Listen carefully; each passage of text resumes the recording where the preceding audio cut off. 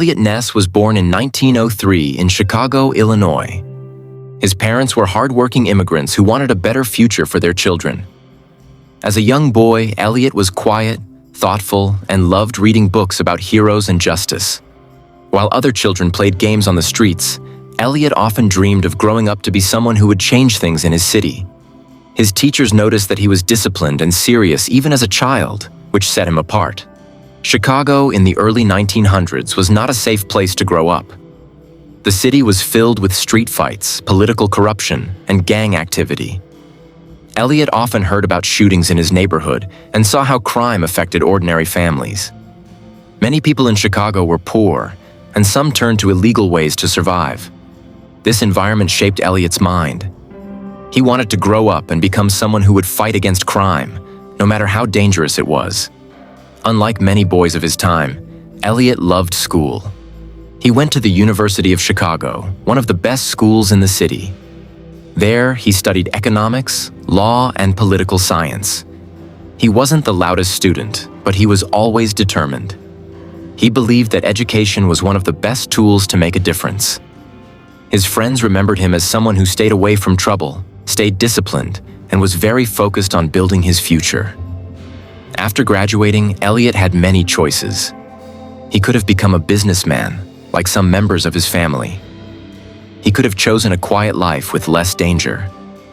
But Eliot's heart was not in business. He wanted to serve the people. He decided to join law enforcement, where he could directly fight against the criminals who were destroying his city. This was not the easy choice, but it was the one that gave his life meaning. In 1927, Eliot officially joined the Prohibition Bureau, an agency created to enforce the nationwide ban on alcohol. At that time, alcohol was illegal, but gangsters made a fortune selling it secretly. It was a dangerous job because the people controlling alcohol were some of the most powerful and violent criminals in America. Many officers were killed, bribed, or scared into silence. But Eliot had a different mindset. He had promised himself never to take money from criminals, no matter what.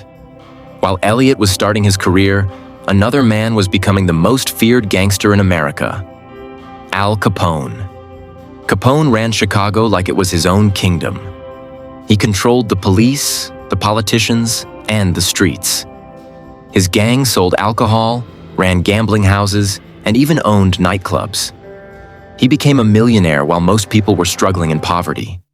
Everyone feared him because if you spoke against him, you could disappear overnight. Eliot Ness knew that one day he would have to face this powerful man. Al Capone's empire stretched across the city. He had men in every part of town: bartenders, truck drivers, politicians, and even police officers. His men carried guns, and they were not afraid to kill. He bribed almost everyone who was supposed to stop him. The law was on his payroll. People in Chicago felt helpless because no one could challenge Capone. But young Eliot Ness believed that there was still hope.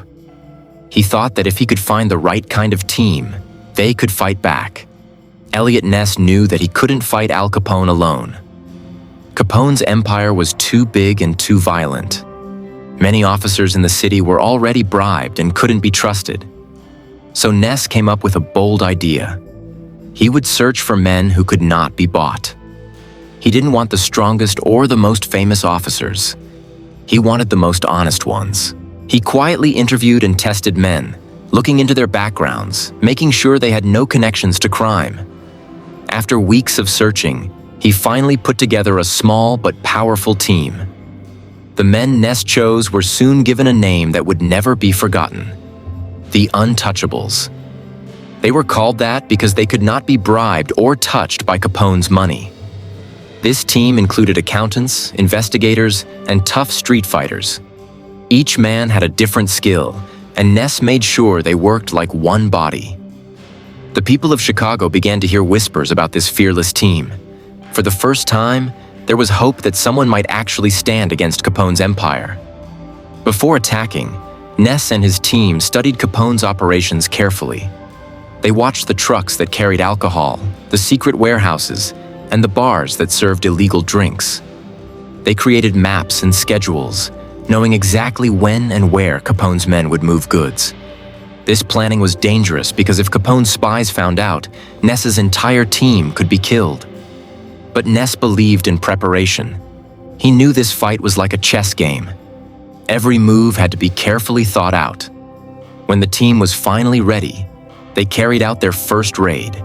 They stormed one of Capone's warehouses and destroyed thousands of bottles of alcohol. The news spread across Chicago like fire. For the first time, someone had dared to attack Capone directly. Capone was furious. He had paid the police for years to stay away, and now this young man and his small team were ruining his business. From that day, the war between Eliot Ness and Al Capone truly began. Capone didn't waste time. He tried to scare Ness and his men. Strange phone calls came at night, cars followed them in the streets, and letters with death threats were delivered to their homes. Some of Capone's men even offered them large amounts of money to stop the raids. But Ness and his team refused. They reminded each other why they had joined this mission: to save Chicago from crime. Every time they refused a bribe, their reputation grew stronger. At first, many people in Chicago didn't believe Ness would succeed. They had seen other officers try and fail. But as the Untouchables continued their raids, destroying more of Capone's supplies, people began to cheer for them. Newspapers wrote stories about their bravery. Ordinary citizens began to admire Ness and his team, calling them heroes. In a city drowning in corruption, their honesty was like a shining light.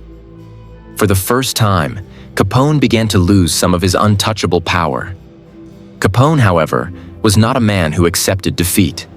He ordered his men to fight back. Warehouses raided by Ness were rebuilt. Trucks destroyed were replaced with new ones. Capone's gang attacked police stations, spread fear in neighborhoods, and even tried to plant spies inside the police force to learn Ness's plans. The fight became more dangerous each day. Ness knew that Capone would not stop until either he or Capone was defeated. The war between Capone and the Untouchables spilled onto the streets. Shootings became more common. Gangsters carrying machine guns sprayed bullets into crowded areas. Innocent people were sometimes caught in the crossfire. Chicago became a city living in fear, but also in suspense. Would the young Eliot Ness succeed against the mighty Capone? Or would Capone destroy him like he had destroyed so many others before? The answer would come in the battles that followed. One of the darkest days in Chicago's history was the St. Valentine's Day Massacre in 1929. Capone's men lined up 7 rival gang members in a garage and shot them to death with machine guns. The images of the bloody crime scene shocked the entire nation. It showed how far Capone was willing to go to keep power. Eliot Ness saw this massacre as proof that Capone was a monster who had to be stopped at all costs. He promised himself that he would fight harder than ever. Each raid made Ness and his men more famous. People began to see them as the only honest officers in Chicago. Capone started losing money. His shipments were cut off, and some of his men were arrested. Capone offered them huge sums of money to stop. Ness and his team refused every time. Gangsters followed their wives and children, trying to scare them into silence. Still, the team pushed on. The press started praising Ness while exposing Capone's bloody empire. Capone hated the bad publicity. Politicians who once protected Capone began to distance themselves as Ness made progress. Ness realized it would be hard to prove murder, but if they followed Capone's money, they might succeed. Frank Wilson, a government accountant, joined the case. He searched for evidence of tax evasion.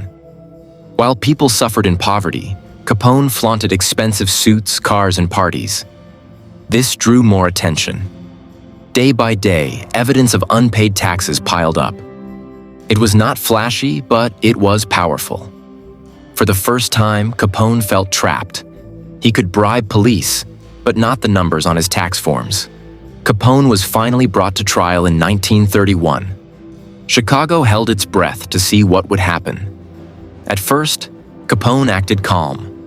He believed his money and power would still protect him. Capone's men tried to bribe the jurors, but the judge secretly switched the jury at the last moment. When the new jury was revealed, Capone realized his tricks would not save him this time. The accountants laid out years of records showing Capone had never paid taxes on millions of dollars. His lawyers tried to argue he was just a gambler, but the court didn't believe them. In October 1931, Al Capone was found guilty of tax evasion. The courtroom exploded with relief. Capone was sentenced to 11 years in federal prison, the harshest punishment ever for tax crimes. Without Capone's leadership, his empire began to fall apart piece by piece. Ness and the Untouchables were celebrated nationwide as the men who brought down Capone. Ness became a symbol of honesty in a time when corruption seemed unstoppable. Capone's health collapsed in prison, and he was never the same man again. He died quietly in 1947. Though he later lived a quiet life, Ness's story became legend. The young officer who proved that even the most powerful gangster could fall.